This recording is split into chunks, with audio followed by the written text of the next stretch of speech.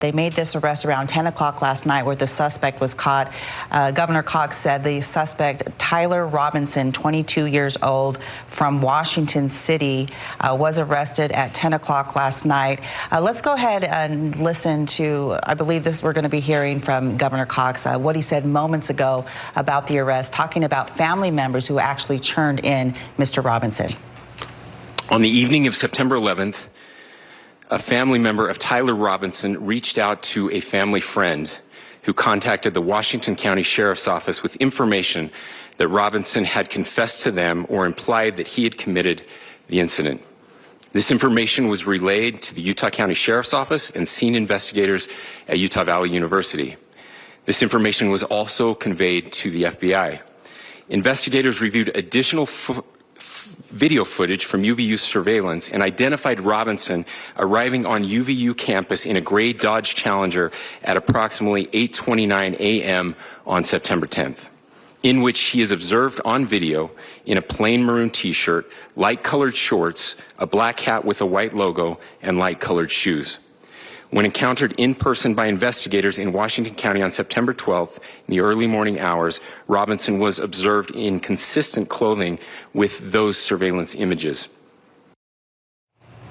You are hearing there from from Governor Cox. Now, right now, if you are just joining us, we want to give you an update. Right now, 22-year-old Tyler Robinson of Washington City now sits in a Utah County jail. Family and friends helping turn him into law enforcement in Washington County for that shooting of Charlie Kirk. And right now, we know FBI Director Kash Patel says that this arrest was made in historic time. Let's talk a little bit about the timeline. He arrived to campus at 8:29 a.m. in a gray Dodge Challenger. That was on September 10th.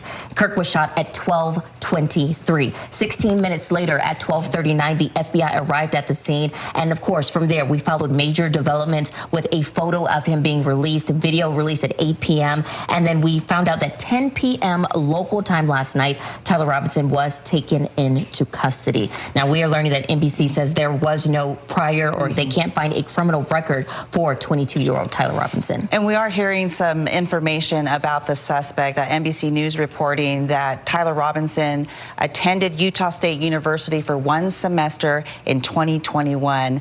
And as we all know, Charlie Kirk was scheduled to speak at Utah State University in the next 2 weeks at the end of this month. We're also learning that family members and his roommate were interviewed. Family members say that he had become more political in recent years. They also spoke to a roommate, the roommate showing messages from Discord where they said he was trying to retrieve that rifle. Now, we're also learning this morning that one of the inscriptions were found on one of those bullet casings that belonged to Tyler Robinson.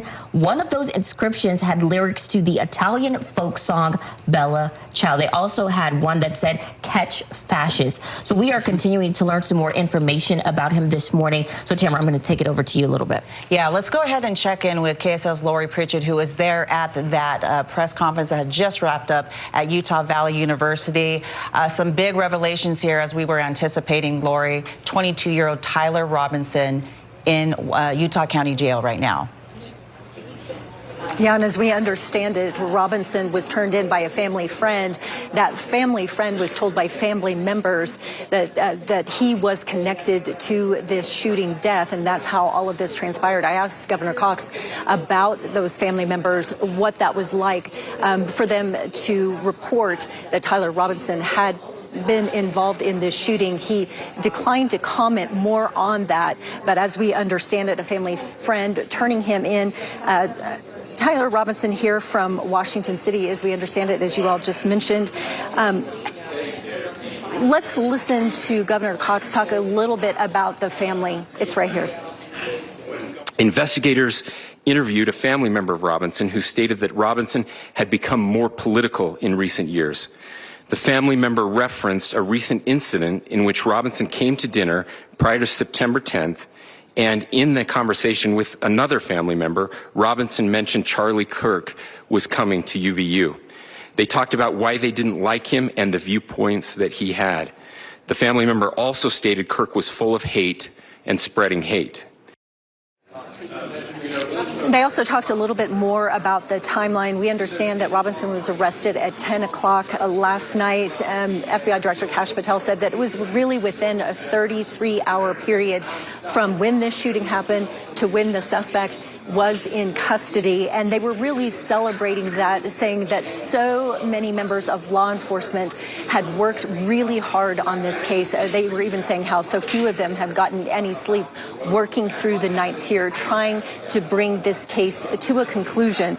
11,000 leads from the public. So yesterday we reported 7,000 when we last heard from law enforcement. That has gone up to 11,000 leads, and they're going to continue to track down each and every lead. That's what we heard from FBI Director Kash Patel as those leads come in, because of course they now have a case to prosecute here. Now, Governor Cox did mention that those charging documents will not be available for another 3 days. Of course, he was explaining to the national media members how things work here in Utah. So we won't exactly get detailed information until those charging documents are filed. But again, we do know that this suspect is in custody, turned in by a family friend. We also know a little bit more about what transpired. So according to the governor, the suspect Robinson here walked on campus. He drove on campus in his Dodge Challenger Wednesday morning. He arrived.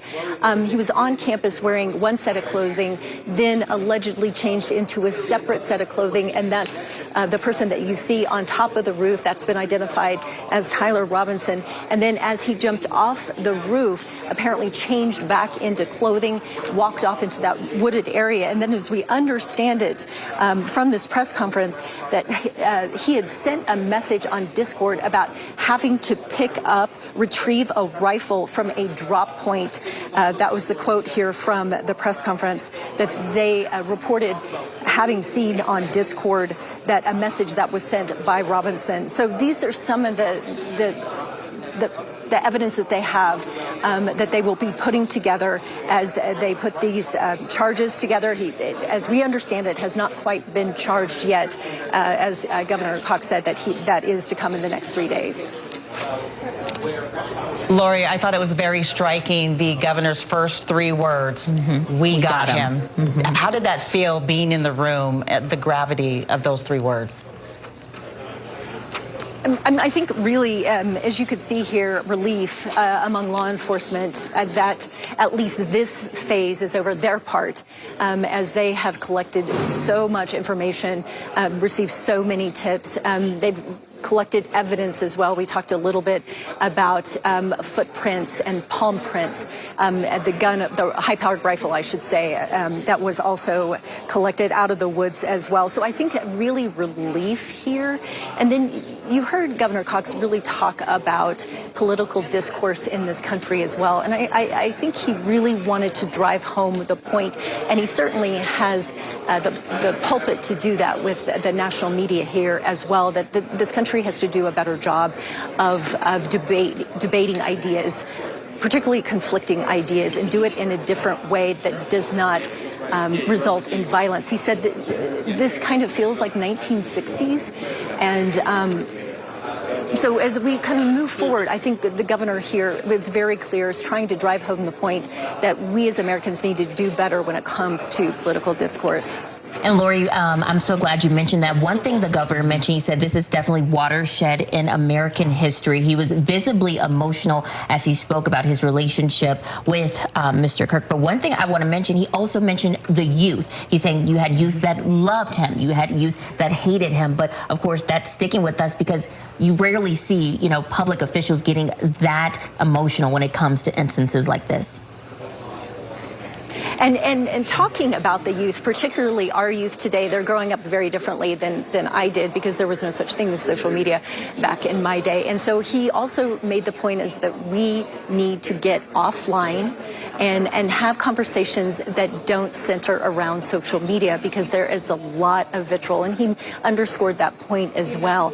Get off social media. Start talking to one another, because of course you can yell at someone over social media because you don't know who that person is on the other end. But when you're talking face to face, you're often having a very, very different conversation that is much, much more civil. And Lori, even the FBI director, Kash Patel, he said to my friend Charlie Kirk, rest now, brother. He also made mention, this is what happens when you let good cops be cops. We talked about, of course, 33 hours, historic progress in this case. But he also said that the partnership between state, local, and national law enforcement was impressive.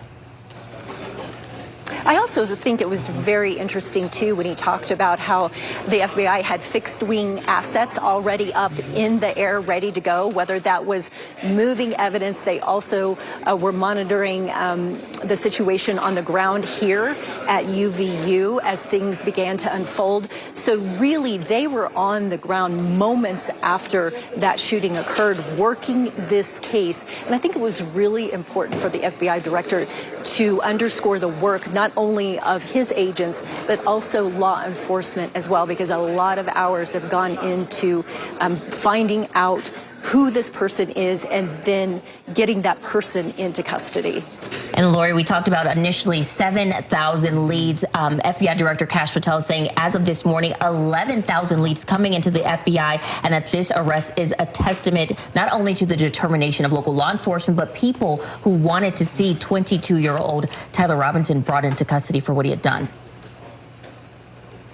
Absolutely. And again, we will see in the coming days. I can expect that we will learn more information about exactly what happened behind the scenes as they all work together.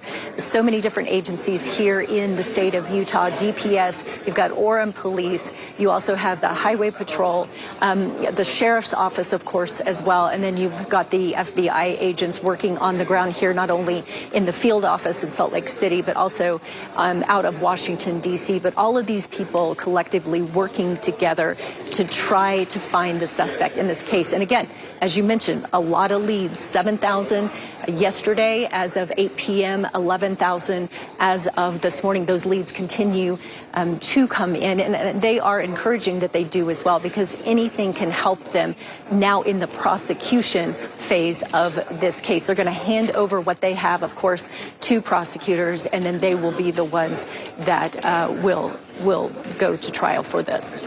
Yeah, Lori, and the governor had mentioned that the suspect, Tyler Robinson, did in fact act alone. However, as you mentioned, this investigation is ongoing. They are going to continue to be pouring through all of these leads, giving it its due diligence as part of this prosecution. And just circling back for maybe our viewers who are just joining us, and as we're learning the name of this individual, Tyler Robinson, Lori, you had a chance to listen in to find out a little bit more about him. We know he's 22 years old, from Washington City in Washington County. Right, and the governor said that they believe that he drove here to the UVU campus and then drove back to Washington City, and that is where they apprehended him. So again, the thing that I thought was so striking was the fact that family members were the ones who were to report this crime to not only a fellow friend who then turned it into law enforcement, but I can only imagine how very difficult that was for those family members to make that kind of decision. But as the governor talked a little bit about why those family members made that decision, it was a family dinner, apparently, where the suspect was talking about Charlie Kirk. And so we get a little bit of background about how all of this came about. But again, a family friend, it started with family members who then told a family friend who then contacted law enforcement. Lori, thank you so much. We'll come back to you in just a bit.